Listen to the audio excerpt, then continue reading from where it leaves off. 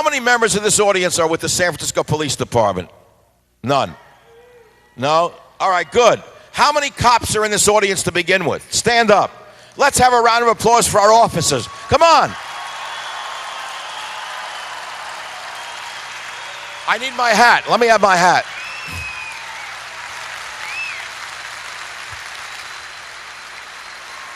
I know when I walk the streets of San Francisco, which I do at night, when I walk the streets, I know that there's a thin blue line between me and the enemy.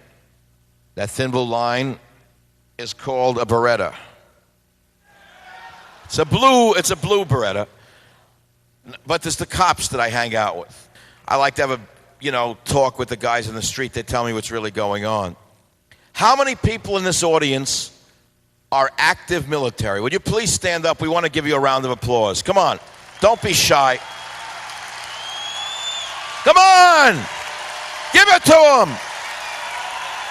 Stand up and be counted.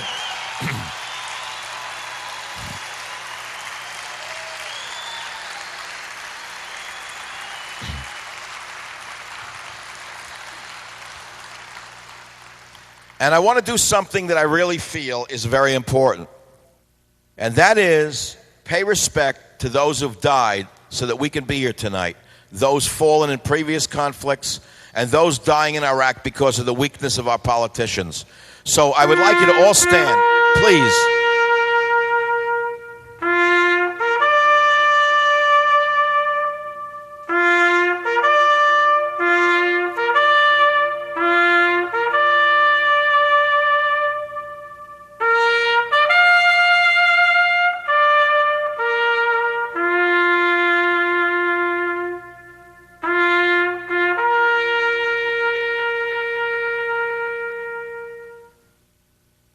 Seated. It's real.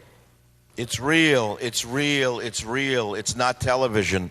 It's not television. It's not television. We're facing a very dangerous future. We have two parties, and I don't know which one represents America, to be honest with you. Which one is more concerned about my safety, to be honest with you. I think it's the Republicans, but I can't be sure. I don't hear enough of it. The other night on my radio show, I had a very good U.S. senator. Did anyone hear it? The guy from Oklahoma? He was good. Now, that was the beginning of the turnaround.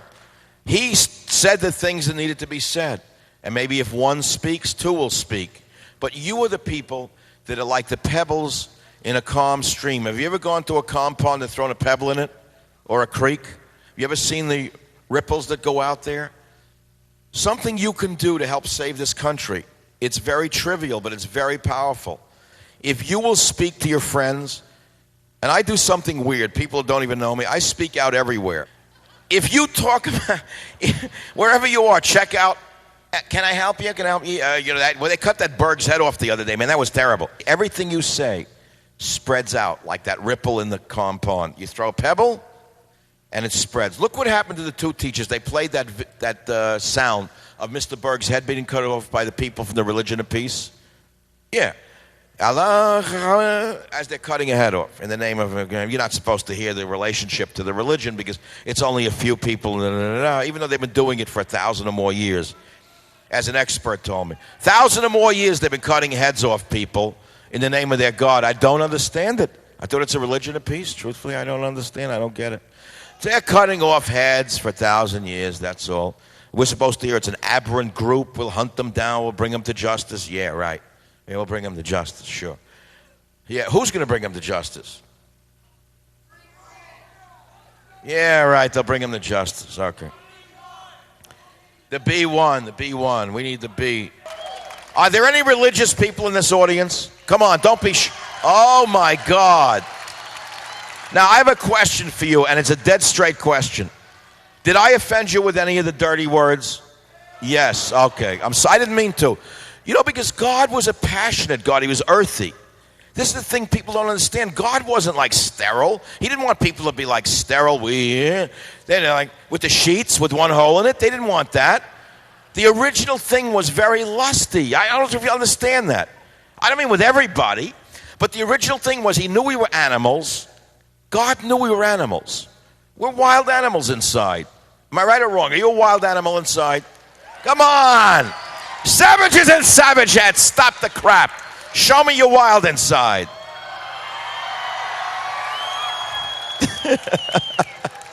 What I'm getting at is don't be afraid of your passion. Speak out wherever you are. Talk out wherever you go. You don't have to yell like a lunatic, but you can talk about it. If I go on a supermarket line and I see like the National Enquirer, the World, oh, the IQ goes down 40, 50 points. They've been out of business so long. And you talk about it on the line. People will hear you. I'm serious. You have no idea who's listening to you. If you talk about it wherever you go, PTA meetings, just talk about it nicely. You don't have to yell and scream. You don't have to be like me. Talk about it. Say what? I went out for dinner the other night, and I'm in a restaurant with my nice family, Thai food, you know, and we're just eating. So in the middle of like the first thing, the whatever comes out, I said, that was terrible. As I'm eating the beef, I meant it, what they did to Mr. Berg. Dad, don't say that. Don't talk about it. We're eating. So I took a bite and I kept talking about it. I decided the hell with it. I'll keep. Well, you should have seen the faces I got in San Rafael, California, talking about reality. They don't want to hear it. Now, 2 teachers in San Diego. You heard what happened? Yes or no? They dared play the sound of the head being cut off by the practitioners of the religion of peace. The 2 teachers were suspended. Why did they run that? They ran it so that children can understand that we're facing an enemy that may want to destroy them. And you know, all the years, I have nothing against Little League, even though I hate the sounds as they come emanating into my home and disturb me.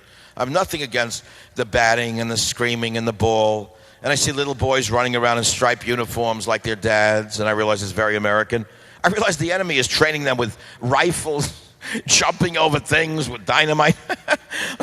Who's going to win this war? Take me out to the ball game, or the other guy. I mean, that's the problem. Why are we putting our children in some kind of militant training? I keep asking myself. We're in very dangerous times. Why are we not training our children a little more, macho? What's wrong with this country, I ask myself. Should we have more macho training or less? More! Come on! The boys need it. How many in this audience were Cub Scouts or Boy Scouts? Thank you. Thank you. Today they're like, oh, the Chicken Hawks rule, not the Boy Scouts. Tough love? Sounds dirty to me. Oh! Now go ahead and stretch your backs out. Oh, I knew. Oh, my God. Little girl has it. All these naked women. What is this? How'd this happen? Is that Larry King? Give me my glasses. For your own downloadable home movie real soon. You know, when I see something like this, all I do is say, God made it all. He knows what he's doing. It's called Lord of the Rings. Very religious people pray when they see a cloud going by, a beautiful woman, a child, a bird. They say, thank you, God, for making that beautiful creature. You know that? That's the way to deal with it, because you can't have it. So it took me my whole life to understand what the Chinese poets meant when they say, look at a passing beauty as you would a passing cloud. Eat your heart out and say,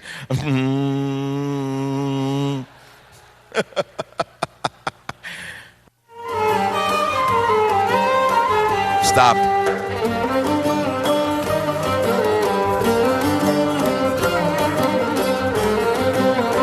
Goodbye, infidels! I'll see you in hell! Good night!